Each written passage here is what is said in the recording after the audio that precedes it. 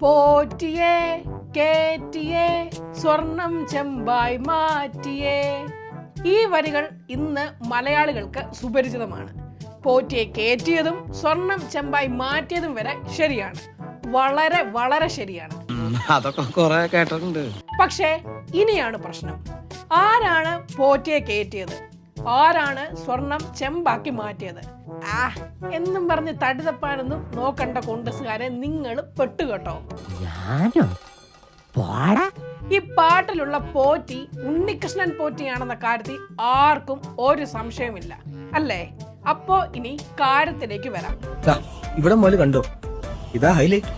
2004 UDF സർക്കാരിന്റെ സഹായത്തോടെയായിരുന്നു ഉണ്ണികൃഷ്ണൻ പോറ്റി ശബരിമലയിൽ തന്ത്രിയുടെ പരികർമ്മിയായത്. ഈശ്വര, ഇതൊക്കെ എന്റെ തലയിലാവൂലോ. അതെങ്ങനെ നിന്റെ തലയിലാവണം? നീ കയറിയേക്കോ?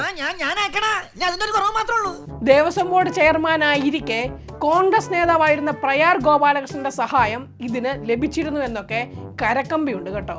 അകവും പുറവും കൊള്ളയടിക്കാൻ ഒരു പോറ്റിയെ നിയമിച്ചിട്ടുണ്ടെന്ന് ഗാനത്തിൽ തന്നെ അയ്യപ്പനോട് ഉണർത്തിക്കുന്നു. ഈ പോറ്റിയെ നിയമിച്ചത് പ്രയാർ ഗോപാലകൃഷ്ണൻ എന്ന കോൺഗ്രസ് നേതാവാണ്. ആ സമയത്ത് ദേവസ്വം മന്ത്രി കോൺഗ്രസ്സുകാരനാണെന്ന കാര്യത്തിൽ ഇനി ആർക്കും സംശയമൊന്നുമില്ലല്ലോ അല്ലേ?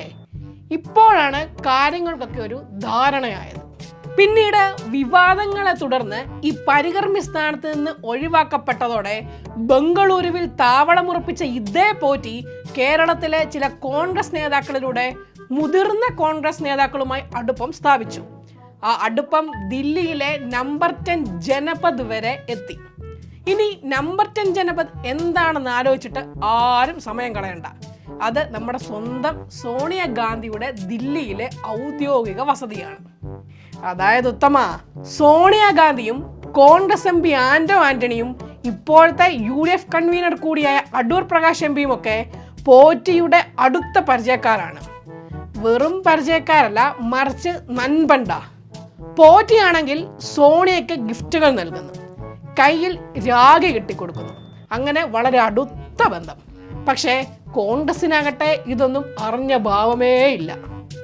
സ്വർണം കട്ട കേസിൽ അറസ്റ്റിലായവരിൽ ഉണ്ണികൃഷ്ണൻ പോറ്റി, സുധീഷ് കുമാർ, മുരാരി ബാബു, KS ബൈജു, ശ്രീകുമാർ എന്നിവരെല്ലാം നല്ല അസല് കോൺഗ്രസ്സുകാരാണ്.